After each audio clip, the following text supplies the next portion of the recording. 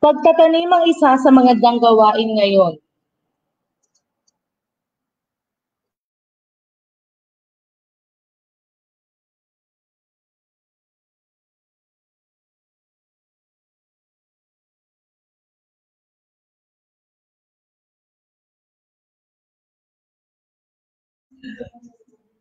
Pagtatanim ang isa sa magandang gawain ngayong pandemya.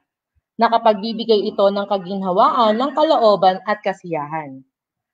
Ngayong araw ay ating mapapanood at mapapakinggan kung ano ang mga dapat at hindi dapat gawin sa paghahalaman. Magandang umaga mga guro, magulang at mag-aaral ng Libis Talisay. Ating simulan ang ating programa ngayong araw ng isang panalangin na magmula kay Ginang Maria Dolores Bitudio, guro sa ika-6 na baitang, na susundan ng isang pambansang awit ng Pilipinas.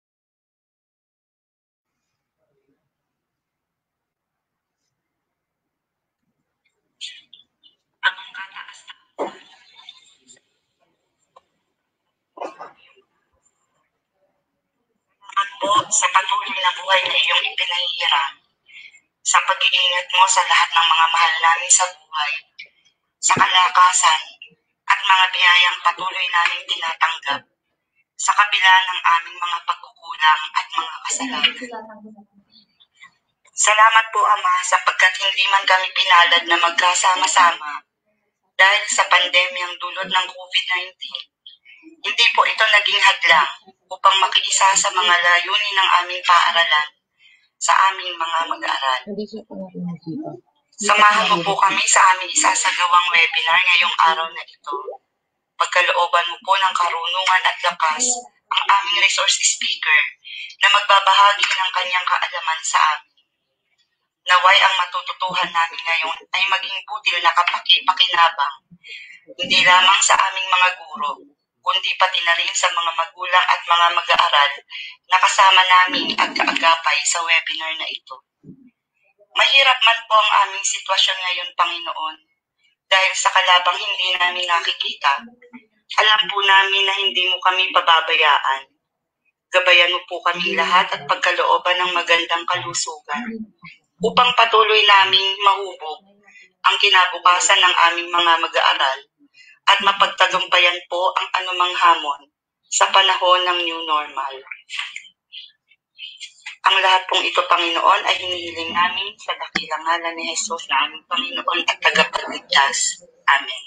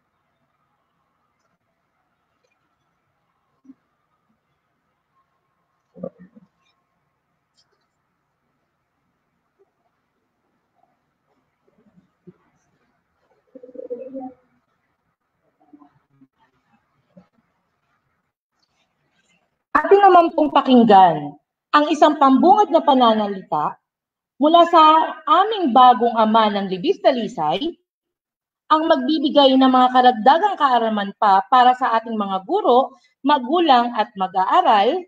Ito ay walang iba kundi si Dr. Roberto A. de la Cruz.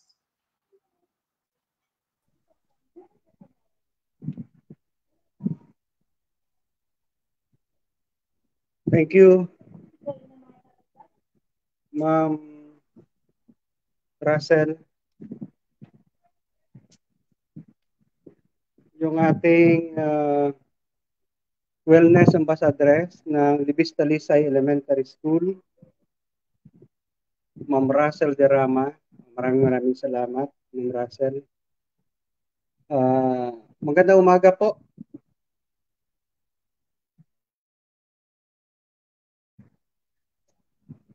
Sa ating lahat, sa ating mga guro, sa pangunguna ng ating Faculty Club President, Ma'am Belinda Derezo, ang ating grade chairperson from Kinder to SPED, from Kinder, Ma'am Cindy Carlos, grade 1, Ma'am Seward Santiago, grade 2, Ma'am Kate Magtinguha, grade 3, Ma'am Glory Pugaw, grade 4, Ma'am Saturnina Bilar, grade 5, Ma'am Edeline Gornot, at grade 6, Ma'am Jeneline Bracamonte, at sa lahat ng mga guro ng Libis Talisay Elementary School. Sa ating mga magulang, sa pangunguna ng ating GPTA President, Ma'am Abigail Del Mundo.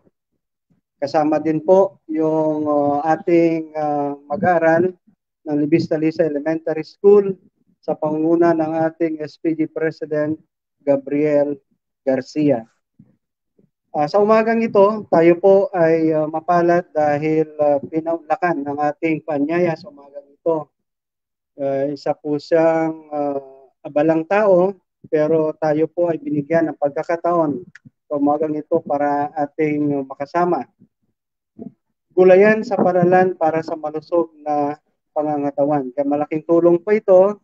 Kahit sabihin natin na tayo po ay nasa lungsod, wala po tayong bakanteng lupa, ay may paraan po para tayo po ay makapagtanim, magkaroon ng gulay sa bawat tahanan sa pamamagitan ng tinatawag nating urban gardening. Kaya sa umagang ito, mga mahal kong magulang, mga guro, mga mag-aaral, manood po tayo at matuto. Malaking tulong po ito para sa atin. Yan, ulit ko nga kanina, yung sinasabing gulayan sa bawat tahanan. Hindi na po tayo bibili, bagkus doon na tayo kukuha sa bawat tanim natin sa ating tahanan sa umagitan ng natawag nating urban gardening. So umagang ito ay makasama natin yung ating mahal na Council Scout Executive, ang ating Public School District Supervisor, mga balang tao, pero tayo ay pinaunlakan. Kaya maraming salamat po sa ating mahal na SDS sa pagpayag, Dr. Nerissa L. Rosaria. Tama nga, yung suporta mo sa bawat paralan ay talagang makikita. Kaya nga sabi, sa Caloocan, walang batang maiwan. Sa PESDO Caloocan naman, thank you for making Caloocan naman ang number 1. Sa umagang ito, makasama natin si Dr. Melando R. Arevalo para pag-usapan yung gulayan sa paralan para sa malusog na pangangatawan. Sa iyong lahat, magandang umaga at maraming salamat.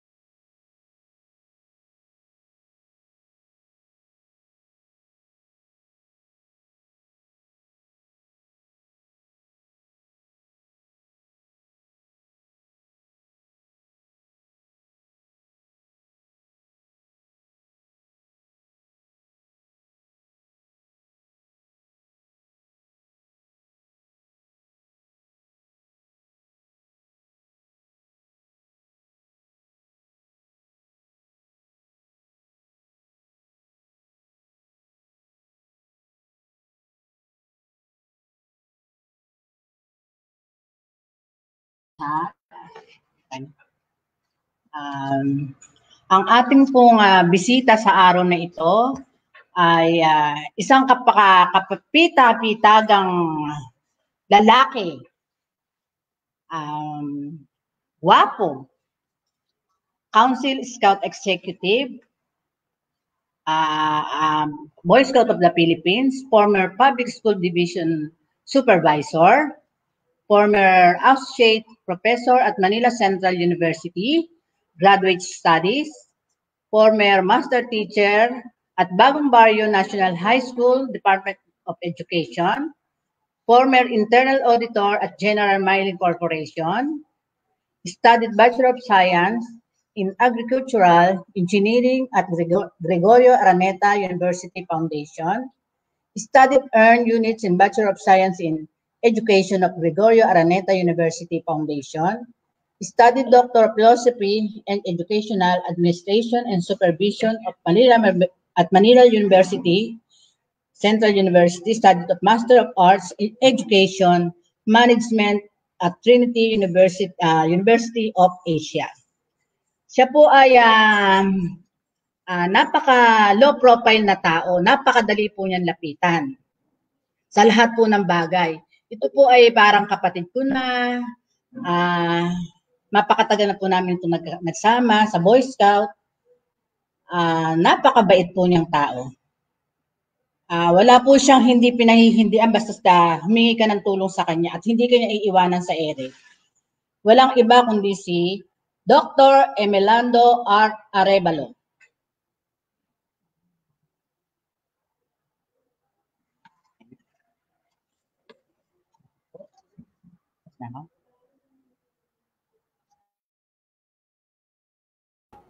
Ako'y lubos na nagpapasalamat sa iyo dahil sa haba ng ating pinagsama, tayo naman ay talagang masasabi natin na talagang we have been together for so many years in scouting at alam ko po na isang moog dito sa Libis Talisay Elementary School at maraming salamat din.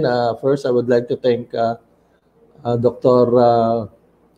Sir Robert De La Cruz for having me here to discuss about the agriculture, urban agriculture, at nagpapasalamat din ako. I have the opportunity at I would like to also to discuss how to prepare fertile soil and how to make vermicast. Yung pong vermicast sa inyo, as para sa inyo ay umaabot po ng halos 1,000 per kilo. Pagka kayo ay gumawa niyan. At I have something here also. By and by, no? So I would like to first to present yung ating pong video ng ating pong paggawa ng ating pong fertile soil, no? It was me who made that sa rooftop lang po ng bahay namin, ng bahay ng nanay ko ay nakagawa po ako ng ganito at ito po ay pwede ring pagkakitaan, pagtiyagaan lang po natin. And bagamat tayo nasa syudad, ay makakagawa tayo ng sarili nating tanim, self-sufficiency, hindi na po tayo bibili. Organic siya, walang chemical. And rest assured na masaya ang umaharvest po ng sarili nyong tanim. So pagtiyagaan, in small containers, you could have your own plants po. So may I have the honor to present to you the video, Madam Host. Gagawa po tayo ngayon. Sige po.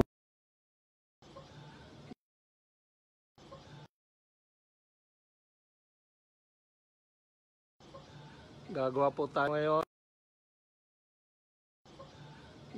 tayo ngayon ng vermisoil or vermicast. Pwede po 'yon, ano? So sa umpisa, may gagamitin po tayo at ito po ay napakagandang pataba sa ating mga halaman.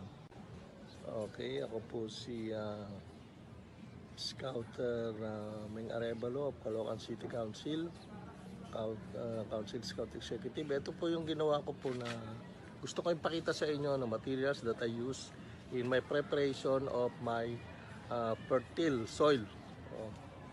Fertile soil po, no? So ito po yung manure. Ito po yung animal manure po yan. So ito po yung ating compost. Ito po yung carbonized rice hull. Ito po yung dried cacahuate leaves. Ito po yung ating dried ipil leaves. Brittle na po yan. At ito po yung ating para sa calcium. Ito po ang ating crushed eggshells. At ito po ang coco peat galing po sa bunot. Ito po yung vermicast. Yan po yung naglagay ng mga dahon-dahon at mga materials para, tapos may bulati po siya, may worm po siya, kaya po yan ang kinalabasan after 2 months. So ito po yon. So ito naman po ang composition ng majority of that ay galing po sa sa backyard ng pig pen sa malayong lugar. Ay doon po nanggaling ang ating soil. So ayan po ang composition ng ating ayan po, may natitira pa akong hiwa-hiwain.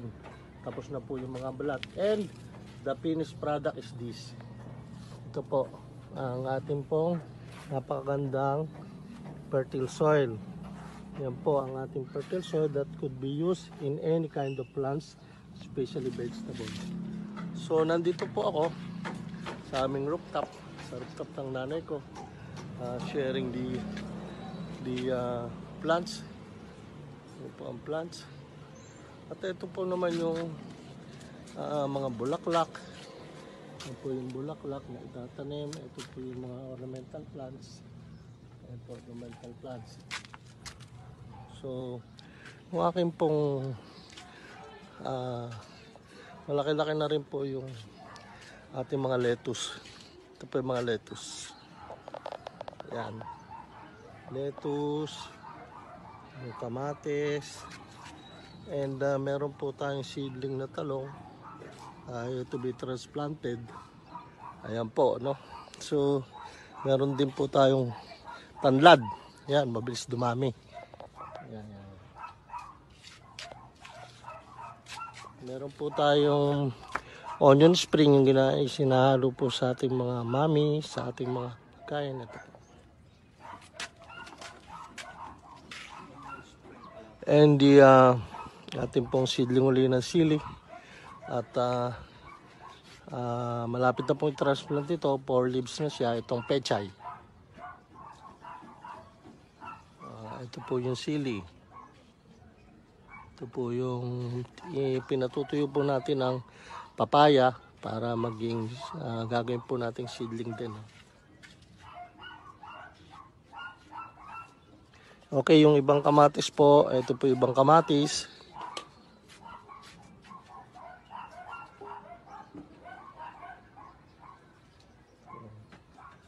Kalamansi, may buong isa. So ito po ay, tingnan po natin yan, ay malunggay. Malunggay po, na-harvest na po yung ano yan. Na-harvest na po yung ibang dahon. So ito po makikita natin ang ating dwarf papaya. You will notice maliit lang po siya. Ayan, maliit lang po siya. Dahil sa dwarf papaya siya, meron na po siyang bulaklak. Mamumunga na po yan. Mamumunga na po ang ating dwarf papaya. Sa ating pong marketed kalamansi, ayan, marami pong bunga ang ating kalamansi. Ayan po yung kalamansi natin. At ito pong talong.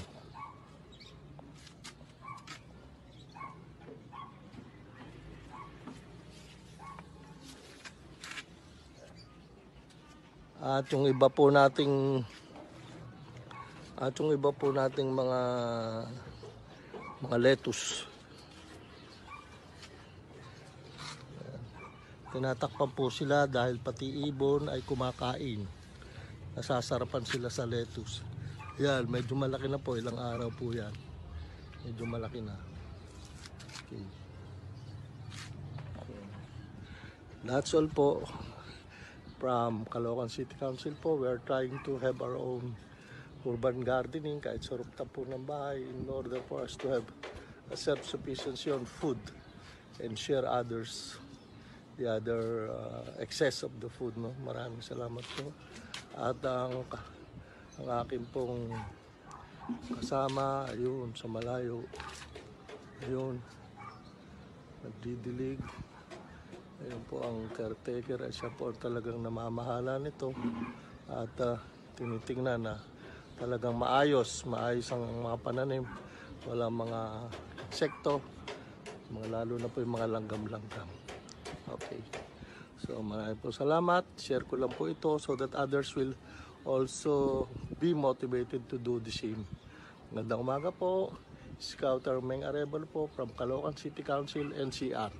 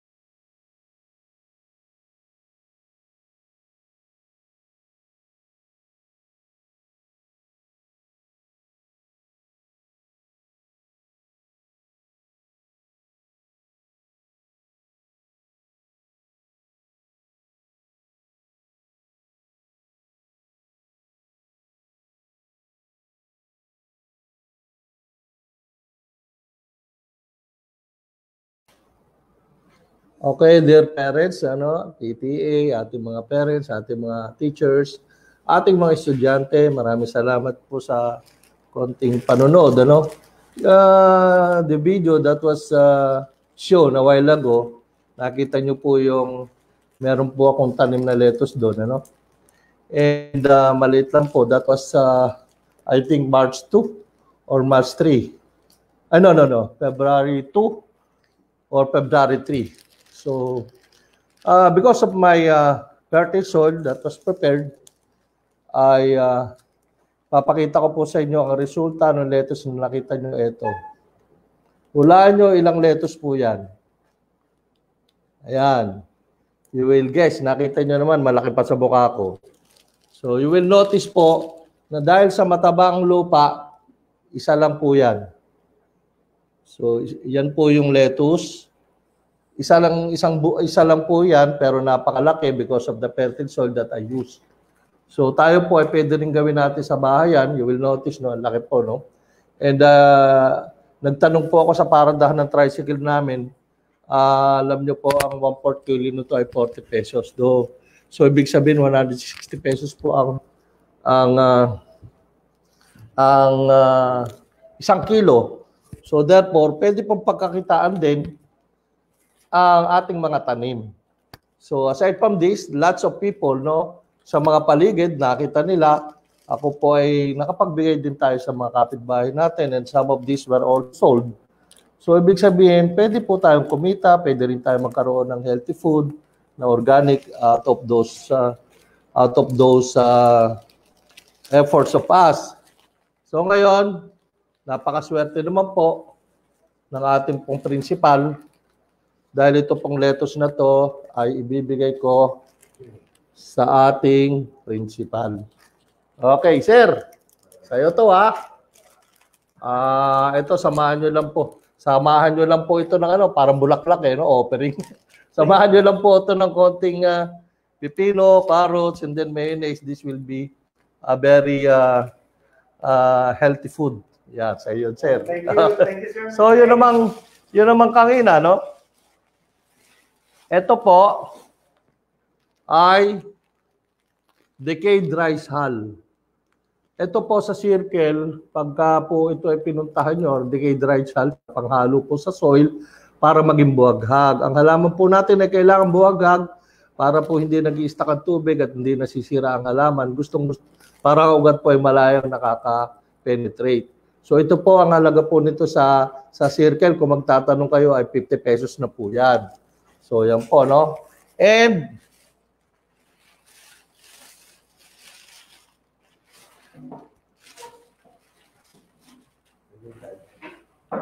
ito po yung chicken manure. Ang ginagawa ko po sa chicken manure, meron po akong organic din po na bacteria na ini-spray in order to remove the bad odor and to dry it faster, no? Natutuyo po siya ng maaga. Ay ang ginagawa ko po rito sa chicken manure ay meron po akong screen. Ibinibilad ko po siya, ini-spray ko po yung organic na ating bacteria po, natutuyo siya kagad. And then inaano ko po sa screen, kaya po pag lumabas siya, buhaghag na siya. Ito po yan. So ito po ay 2 hanggang 3 kutsara lang po ang ilalagay nyo sa isang halaman. Would be enough. Depende po sa laki ng halaman. Pag maliit ang halaman, 1 kutsara lang po sa paligid, wag po sa mismong puno dahil masyado po siyang matapang. Sa paligid lang po ng lupa ng inyong tanim. Ayan po ang ating chicken manure. Napaka ano po niyan. Ano? And the finished product. Last 2 weeks ago ay may umorder po sa akin ito no, ng 50 kilograms. Ito po yung finished product nung hinalo po natin ng fertile soil. Ito po ay meron pong compost, meron pong dried ipil-ipil, dried kakawati leaves, meron pong chicken manure, meron po siyang vermicast, at meron po siyang rice hull, carbonized rice hull. Kailangan po makikita nyo ang lupa nyo ay buhaghag. Kailangan po buhaghag po, especially when you are planting vegetables. Napakahalaga po ng soil preparation in having successful gardening. Yung iba po ay they failed sa member po ako sa Pinoy Organic Gardening sa POG. And there are so many questions na bakit daw yung tanim nila nalalanta? So marami pong question.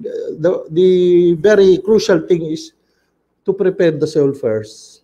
Yung pong nakita nyo na harvest na lettuce ay talagang pinrepare po namin ng soil before replanting the seedling.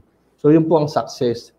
At alamin po kung may mga halaman po na merong gusto sa tubig, meron pong ayaw sa tubig. Ang kamatis po ay maselan. Madali po siyang matuyo, pero ayaw po siya ng maraming tubig. So kaya ang ginagawa po namin, nagdidilig ng konti sa umaga. Pag sobrang init, magdidilig po uli, mga 3 hanggang sa hapon. So pagta-transplant po ng ating seedling, nakita niyo yung seedling ngayon, dapat po ay hapon. Doon.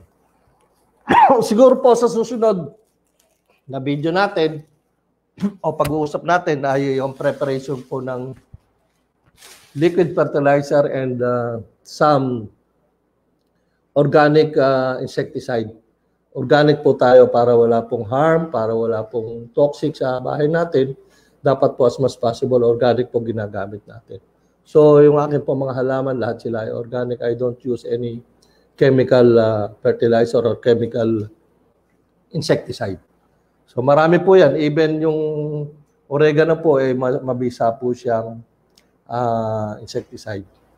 So sige po, tingnan po natin yung preparation ng vermicast. Ito, sa'yo na sir to. Sir, ito konti lang sir. Salamat.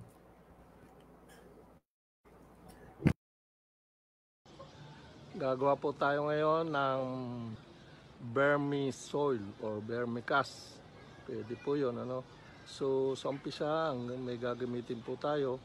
At ito po ay napakagandang pataba sa ating mga halaman. Okay, ako po si Scouter Ming Arevalo of Caloocan City Council, Council Scout Executive. Ito po yung ginawa ko po na gusto ko ipakita sa inyo na materials that I use in my preparation of my fertile soil. Fertile soil po, no? So ito po yung manure. Ito po yung animal manure po yan. So ito po yung ating compost. Ito po yung carbonized rice hull. Ito po yung dried cacahuate leaves. Ito po yung ating dried ipil leaves. Brittle na po yan. At ito po yung ating para sa calcium. Ito po ang ating crushed eggshells. At ito po ang coco peat galing po sa bunot. Ito po yung vermicast. Yan po yung naglagay ng mga dahon-dahon at mga materials para, tapos may bulati po siya, may worm po siya. Kaya po yan ang kinalabasan after 2 months. So ito po yon. So ito naman po ang composition ng majority of that ay galing po sa sa backyard ng pig pen. Sa malayong lugar ay doon po nanggaling ang ating soil. So ayan po ang composition ng ating ayan po, may natitira pa akong hiwa-hiwain. Tapos na po yung mga balat. And the finished product is this. Ito po ang ating pong napakagandang fertile soil. Yan po ang ating fertile soil that could be used in any kind of plants, especially vegetables. So nandito po ako sa aming rooftop, sa rooftop ng nanay ko, sharing the plants. Ito po ang plants. At ito po naman yung mga bulaklak. Ito po yung bulaklak na itatanim. Ito po yung mga ornamental plants. Ito po ornamental plants. So yung aking pong malaki-laki na rin po yung ating mga lettuce. Ito po yung mga lettuce. Yan. Lettuce, yung kamatis, and meron po tayong seedling na talong to be transplanted. Ayan po, no? So meron din po tayong tanlad. Yan, mabilis dumami. Yan. Meron po tayong onion spring yung sinahalo po sa ating mga mami, sa ating mga kain. Ito po. And the ating pong seedling uli ng sili. At malapit na pong i-transplant ito. 4 leaves na siya. Itong pechay. Ito po yung sili. Ito po yung pinatutuyo po natin ang papaya para maging gagawin po nating seedling din. Okay, yung ibang kamatis po, ito po ibang kamatis.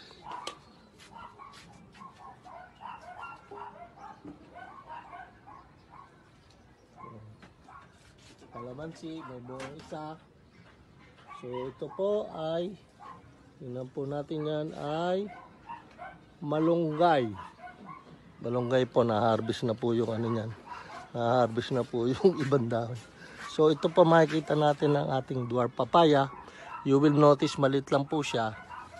Ayan, maliit lang po siya. Dahil sa dwarf papaya siya, meron na po siyang bulaklak. Mamumunga na po yan. Mamumunga na po ang ating dwarf papaya. At ating pong marketed kalamansi. Ayan. Marami pong bunga ang ating kalamansi. Ayan po yung kalamansi natin. At ito pong talong.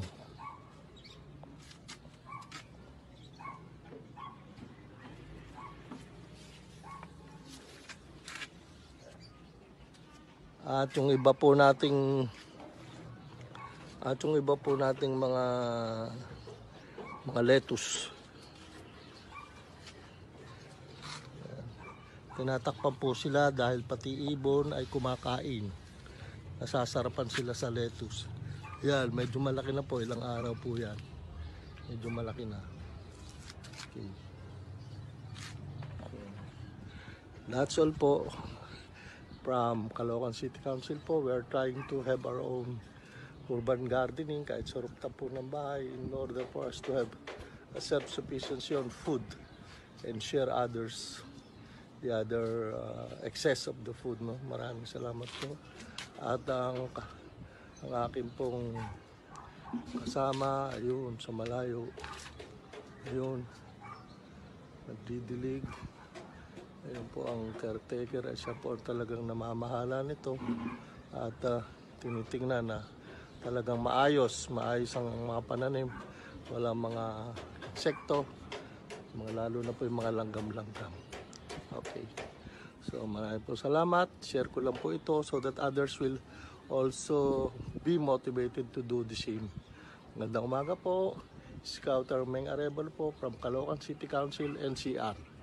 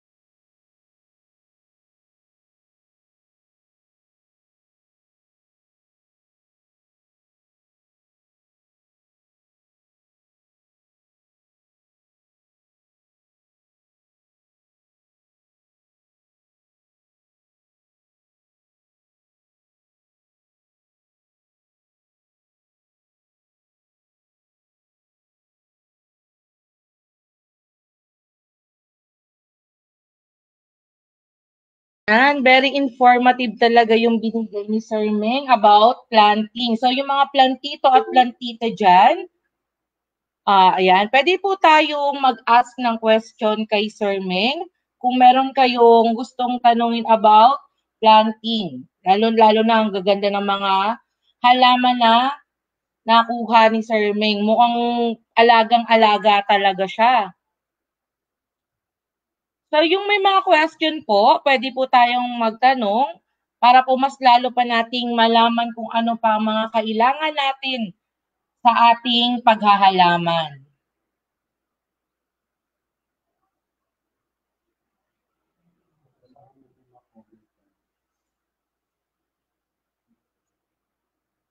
Ayan, tignan natin yung mga comment dito.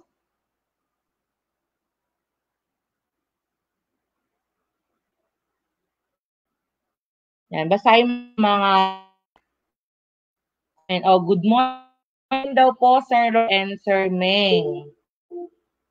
From Jeneline Adonais. Nating mga viewers na mga pupils natin today.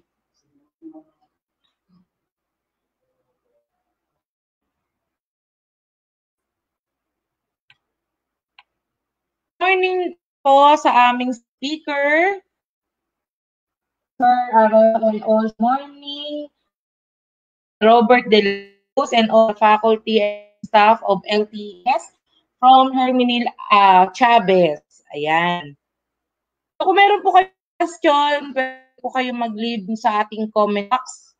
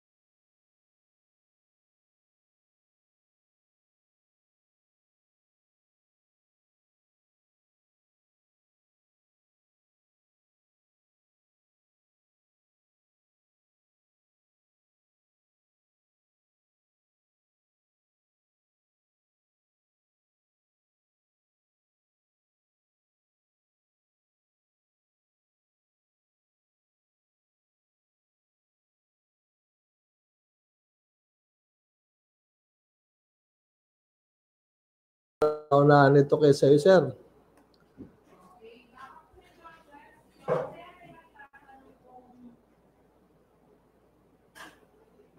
May Okay, good nagtatanong morning po po. kung daw po pwede daw po bang bumili ng inyong soil? Ay, opo. Pwede naman po. PM lang po, PM. PM lang po Sa may kayo. gusto pong bumili ng soil ni sir. Oo. Mag-message lang po kayo. Mag-post lang po kayo ng message.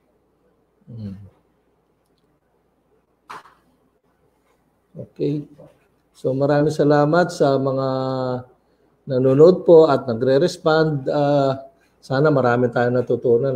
And we are just preparing yung sa vermicast. Ang vermicast po kasi ay yan po yung very fertile na lupa na ginagamit. Kahit anong itanim nyo dyan, yan po yung mga tinatawag na ANC, African night crawling na mga bulati na kinakain niya po yung mga leaves, yung mga balat po ng saging, kinakain niya, and then yung po yung kanyang pupo, yung po yung nagiging soil, very fertile. Parang katulad lang ng alamid.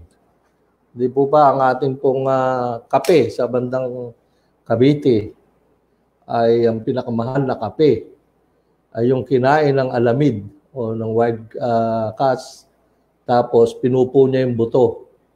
Ayun, ililinis po yun, and that is being exported sa ibang bansa. Napakamahal po nun. Okay, yung pong just bought di po, online nga lang po ako. Pero meron po sa mga meron po niyan yung mga buto po ng lettuce, meron po niyan. Kung ang bili ko po ay I think mga lang po yan, mga 70 pesos, 68 pesos. Pero marami na po yon. So, ito, yung pong si Ma'am Ria Bernardo Pobre, thank you po. Hello po, saan po pwede makabili ng soil po ninyo? I-PM nyo lang po at kung malapit naman po yung business, could deliver it. At mamaya po ay I'll visit your message. Magre-respond po ako sa inyo. Po, para po sa soil. At yan po talaga ay matyaga akong pinaghahandaan yan pong composition ng ating soil. At yung pong compost talaga ay mga 2 months po ang pag-decay po niyan. So, ang ginagawa ko po dyan talagang after yan, ini-screen ko po yan para talagang buwagag siya. Tsaka ako palang, para mawala yung ibang mga malilit na bato-bato o maliit na particles na hindi dapat kasama sa soil. Kaya po yan ay talagang hinahalo po na maayos. Yung pong chicken manure ko, nanggaling pa po ng Nueva Ecija yan. Yung pong carabao manure, nanggaling po ng Baliwag, Bulacan. Ayan, kasama sila Joel na kumuha. And the garden soil, Antipolo po. Doon po may kinukunan po ako doon. And also the rice hull. Yung rice hull po, ano po yan? Ang carbonized rice, ang sako niyan, 1 to 2 sacks po niyan. Kung maliit lang po yung gawan, it took me about 5 hours para po masunog yung rice hull. Thank you po, Ma'am Bernardo Pobre. Salamat po. PM lang po. Is there any other increase? Okay. Sir, pwede daw po bang makabili ng lettuce Kasi malalago daw po At matataba. Oo, kasi nagulat din ako. Even may pechay, kasi yung pechay ko kasi medyo maliit pa at meron pa rin. Nagulat din po ako kung bakit ganun kataba yung pechay. When I harvested the pechay, sinlaki ko po ng mukha ko yung dahon. If you will notice, ano po tayo, tingnan nyo po, nakapost po yung aking mga picture ng mga halaman. Nagtaka rin ako, bakit yung isang dahon ng pechay ay sinlaki ng mukha? It was only about 25 days. Kaya pong maano po yung yung ating pong talaga kung napakatabay, there's no need for us na mag-try hard po. Ayun nga po, katulad nga po, sabi po ni Ma'am Evangeline, malilin, Saan po nakakabili ng mga ingredients like manure, etc. Alam nyo po, ang ito pong ating pong composition ng ating po, kaya ako po pinakita sa inyo, like compost, I would share, no? Yung pong dahon ng, ako po ay may kaibigan, sa kabilang kalsada po namin ay may nagtitinda ng banana Q. Tinda ng banana Q na to, she has to pay around 200 to 300 pesos pag naipon po yung balat ng saging niya. So, nung nadaanan ko po, kinihinda para hindi ka na gumastos, natulungan natin ang nature natin, eco-friendly tayo, hindi siya naging basura. So, I got those banana feelings, no? At hiniwa-hiwa ko po yan, pinagtsaga-tsaga ko pong hiwain yan, at tinalo ko po sa soil, and yun nga, ginamit ko rin po vermi soil. Mga 2 months po ay decay na siya, pwede nyo nang ihalo. And that is one of the ingredients po ng fertile soil. Ang compost po, yung mga dahon-dahon. At meron din po ako sa palengke, meron ako nanay ng estudyante na nagtitinda ng mga pechay, mga leafy vegetable, and naka-plastic, no? Biro nyo, bit ko yung plastic, inuwi ko sa bahay. Hiniwa-hiwa ko po yun, hinaluan din ng konting lupa at nilagay sa isang container. Yun po ay compost na, pwede nang halo yun. Ngayon, yung iba naman po, like calcium, ang calcium po ay coming from the eggshell. Meron po nagtitinda naman ng hamburger tsaka egg dun sa tapat namin, So yung balat po ng eggshells ay there was a study po na ito pong eggshells po ay pagbuo siya even after 3 years buo pa rin siya. So ang ginagawa po diyan dinudurog. So dinudurog po yan, and that is source of calcium. And para po yun nga po, as I've said, na sa susunod po natin discussion ay didiscuss ko rin po yung liquid fertilizer, tinatawag na calpos o calcium phosphate. Liquid po siya. Ang ginagawa po sa eggshell, binibilad po yan. Pagkabilad ng eggshell, dinudurog po yan. Pagkadurog niyan, lalagay natin ng konting suka o ano po yun, mga 36 po na eggshells, 1 litrong suka. Binubusa pa po yan, yung eggshells, binubusa. Pag medyo brownish na, ayun po, yung sa maiksing paliwanag, ito pong suka, ay ni-extract po yung calcium ng eggshell. Mapapansin nyo po, pag nagbusa po kayo ng eggshells, umaangat yung eggshells, nag-release po siya ng calcium. Ni-release sa suka. So, yun po. At after 20 days, 3 hanggang 4 na kutsara lang po noon sa 1 litrong tubig. Yun po ay source ng calcium. So, yung pong sinasabi natin na ingredients sa ating soil, pwede na rin pong durugin natin yung binilad nating, ako po, kinakamay ko lang po yan, pagkabilad ng eggshell, dinuduro ko po, tinahalo ko po sa akin pong fertile soil.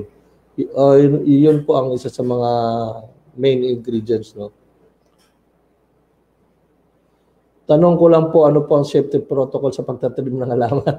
Wala naman pong yan, as I have said, ano po yan organic po yung ginagamit natin. At ang halaman po ay wala namang risk po dyan, wala pong risk sa halaman dahil kasi alam naman natin, ang dahon ay nag-gives off na po oxygen para sa tao at kinukuha niya yung carbon dioxide ng dahon ng halaman. So palagay ko po safety naman po yan na wala po tayong unless na yung tanim nyo ay poisonous.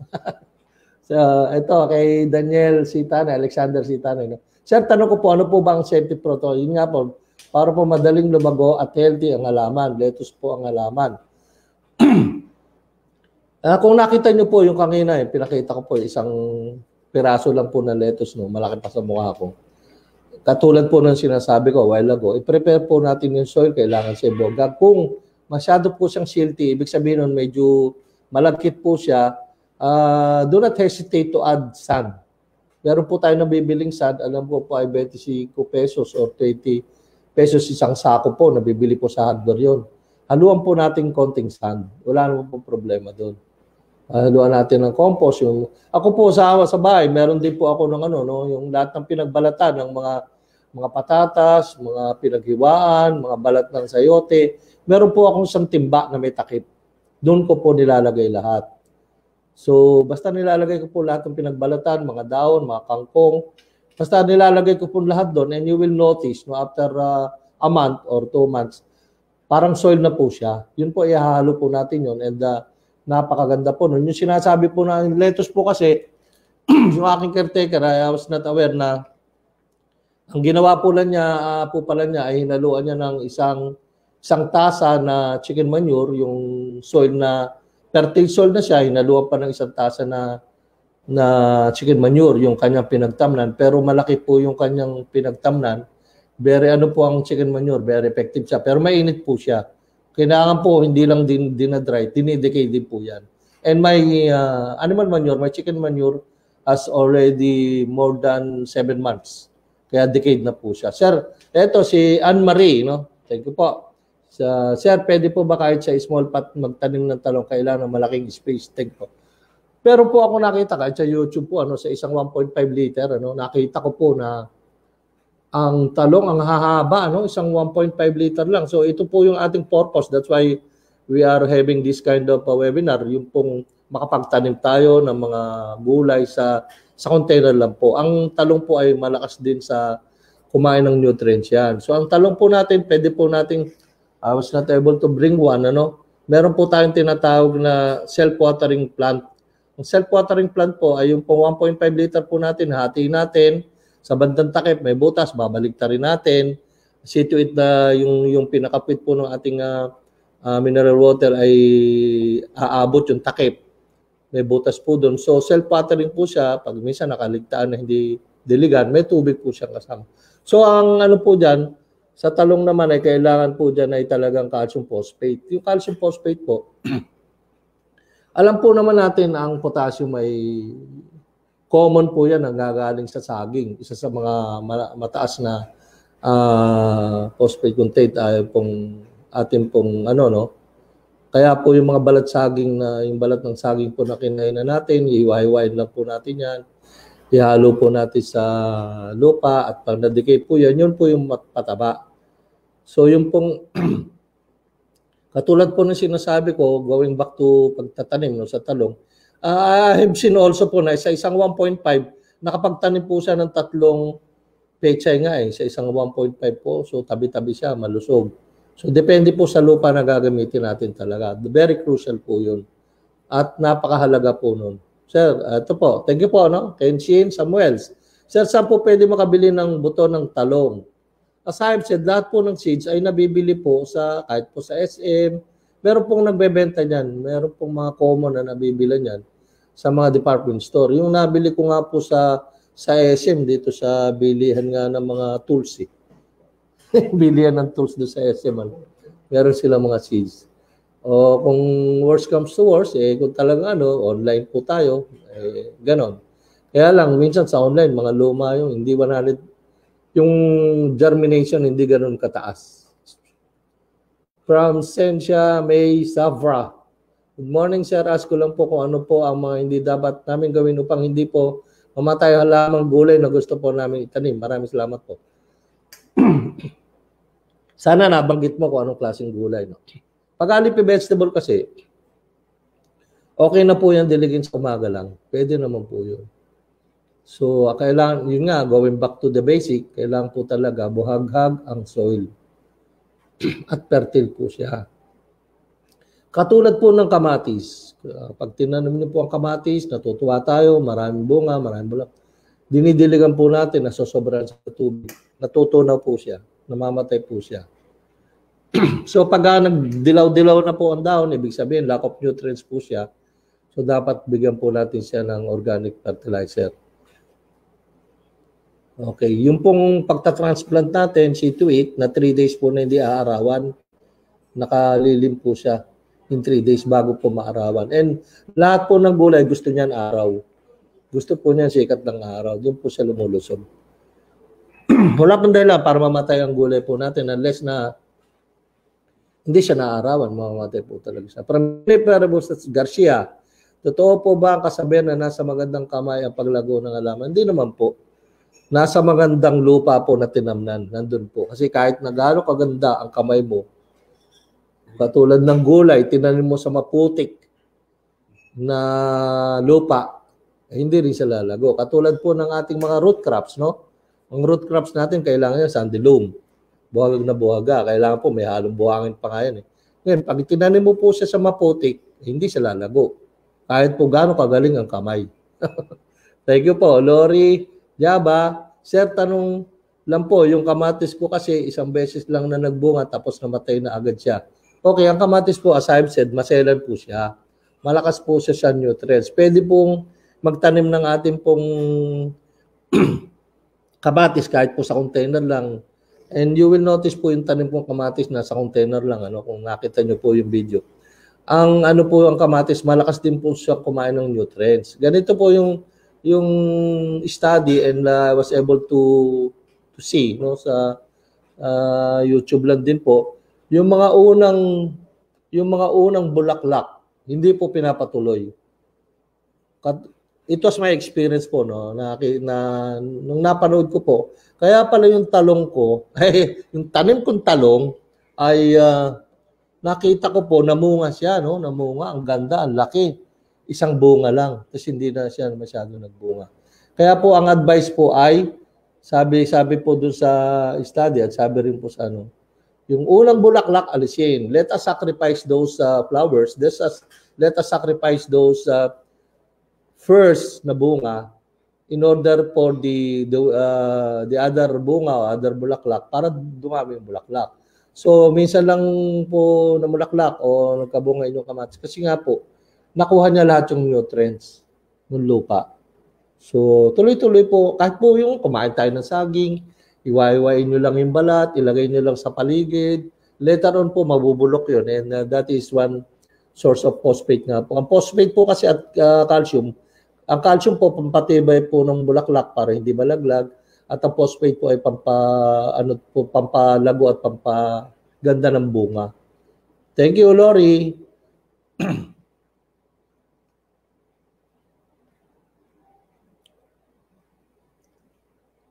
Maselan talaga ang kamatis. Meron po akong mga tanim. Pag nasobrahan ka ng pataba dyan, malalanta rin ang dahon. Ano? Okay. Is there any other clarification po? So, as I've said, na liquid fertilizer po, meron din pong ano yan. Madali rin pong gumawa na kahit po sa sarili natin ng liquid fertilizer. Kahit po yung pinaghugasan ng bigas, I used to, noong umpisa po, talagang, there was a study from I think UPLB, University of the Philippines, Los Baños, agriculture po siya, no? And ano po siya, nag-experiment about hugas bigas. Andali lang po,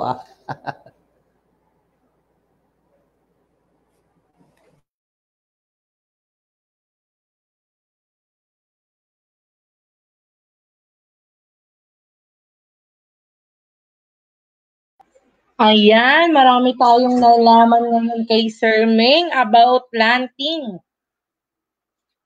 So, kung meron pa po tayong mga question, pwede na po. Sino pong mga gustong bumili kay Sir Meng? Meron din po siyang online at meron din siya na mag-chat lang para po maipadala po dito at maibigay po namin sa inyo. Meron pa po bang mga questions? So, bago po natin yan, bigyan po tayo ng Bureau of Plants. So, pasalamatan po natin ng Bureau of Plants and Industry sa pagbibigay ng mga seeds. Wow, may flower ako. Ng mga seeds para po sa ating mga mag-aaral na nagtatanim na ngayon. Kasi alam kong may nagtanong, kasi may kamatis akong binigay na buto sa mga bata at mga magulang na pwede nilang itanim. Ayan, maraming salamat daw po. Napaka-informative daw po ngayon ng ating topic, lalo na sa mga plantito at plantita na gustong-gusto ang mga halaman. Ayan, tignan niyo po ang halaman ni Sir Meng. Di ba kasi tabako na? Tignan niyo ang halaman ni Sir Meng, oh. Meron na po akong flower. Thank you po sa support. Ayan po ang mga flower ni Sir Meng. Nagmukha na talaga siyang lago. Masarap samgyupsal ngayon. Ayan. Meron pa po bang questions regarding po sa paghahalaman? Wala na daw po. Ayan. Maraming salamat po.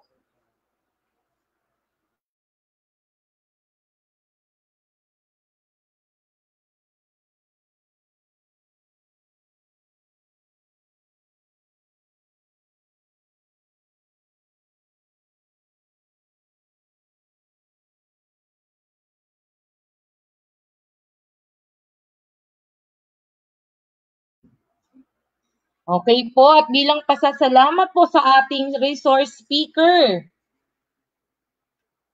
basahin po natin ang certificate. Republic of the Philippines Department of Education, National Capital Region, Division of City School, Caloocan, Aromar District, Libis Talisay Elementary School. This certificate of appreciation is hereby awarded to Dr. Emelando R. Arevalo for his invaluable insight, experience, and expertise shared with the participant as a resource speaker in the webinar entitled "Gulayan sa Paaralan para sa Malusog na Pangangatawan, Was Urban Gardening ang Kailangan?" Given this third day of March 2021 in Caloocan City, Philippines, sa our principal, Robert A. De la Cruz, PhD.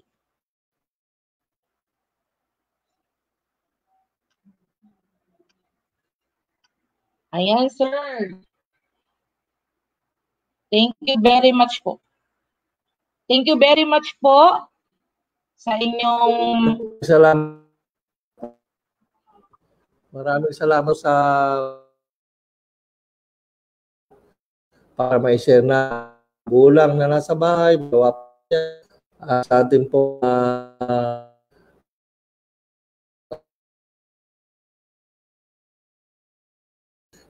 yung urban gardening project of Philippines, kahit po yung mga school natin ay pinagtatanim po sa sariling tahanan, mag-waste education tayo para yung biodegradable. And maraming salamat po, Sir Robert. Thank you po, Sir. It is my Thank you so much. pride to have you, having me here. Maraming salamat po. Sa susunod po, kung makadaupang palad ko pa kayo, and there are so many things to add para sa ating urban gardening. So, pong paaralan, ang Libis Talisay ay still soaring high when it comes to urban gardening. Kasi nung pong din ito, noong araw, Teacher Romeo Egot, kahit po napakaliit na paaralan ay nananalo po siya sa urban, sa ating pong pakanan, eskwela at sa gardening po. Maraming po salamat. Magandang umaga.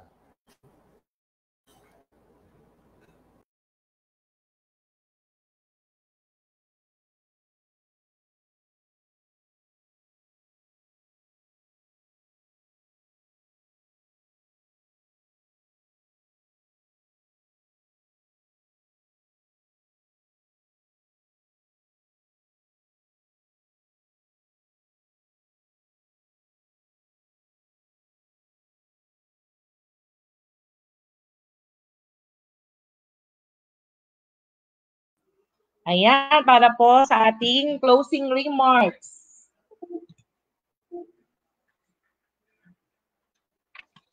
Sa aming punong guro, Dr. Roberto A. De la Cruz, sa mga kapwa kong guro at kay Ma'am Russell De Rama, ang School Wellness Coordinator, ang ating speaker, Dr. Emelando R. Arevalo, sa mga magulang, mga nanonood, mga batang Libiseñan, magandang umaga po sa ating lahat.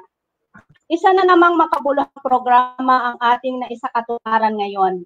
Ang napapanahong paraan ng pagsasagawa ng urban gardening na ginagawa namin ngayon dito sa aming paaralang Libis Talisay. Maaari rin natin itong gawin sa ating tahanan kahit maliit lamang ang espasyo ng ating pagtataniman. Ang pagtatanim at pangalaga ng mga halaman ay masasabi kong isa sa mabuting dulot ng quarantine ngayon dahil maraming mamamayan ang naging plantitos at plantitas. Ang paghahalaman ay nagdudulot ng magandang bagay sa atin. Ito ay ating stress reliever, nakakatulong sa ikalilinis ng ating kapaligiran, nakakatulong din araw-araw na pangailangan at maaari rin gawin nating hanapbuhay. Kaya ang aming paaralan ay nakikisa sa pagkakaroon ng urban gardening. Hinihikayat ang bawat isa na magkaroon ng urban gardening, hindi lang sa ating paaralan, kundi sa ating tahanan. Muli, maraming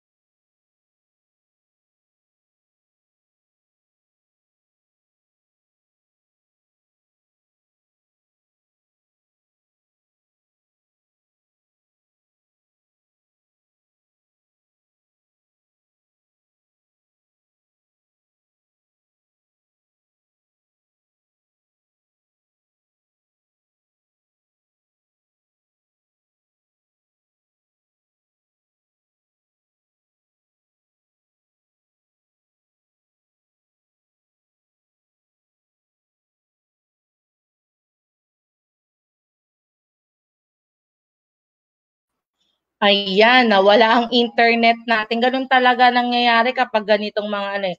Okay, para ipagpatuloy po, meron po tayong bagong wellness campus dancercise.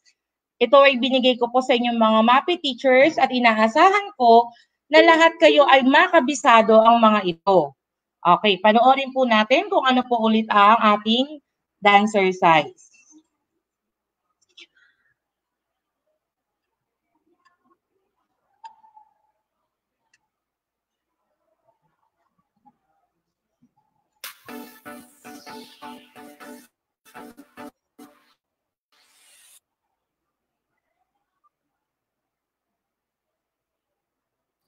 Wellness is life dance. Listen, wellness is life. Wellness is life. Healthy habits simulan na. Huwag mo na itong pagpabukas pa. Handa na ba? Let's go for it. Huwag titigil. Wellness is life.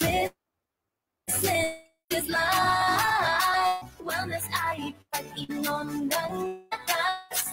Wellness ay eating healthy, eating healthy lagi. Wellness ay right portion na pagkain. Listen, wellness is life. Dahil wellness is life. Listen, wellness is life. Ito ang bagong mantra. Dahil wellness is life. Sa pagkain, magsama-sama uminom ng gatas dahil wellness is life. Go, grow, grow, foods na tama ang sukat. Magdaro ka sa labas. Mag-reduce, reduce, recycle. Listen, wellness is life. Wellness ay maging fit at active. Wellness ay washing hands and tama. Wellness ay pag-alaga sa planeta. Listen, wellness is life. Dahil wellness is life. Listen, wellness is life. Ito ang bagong mantra. Dahil wellness is life.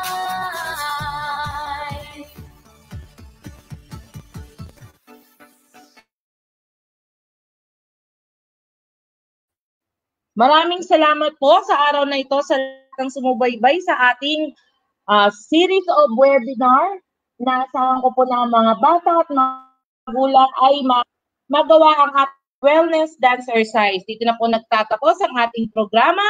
Maraming salamat po.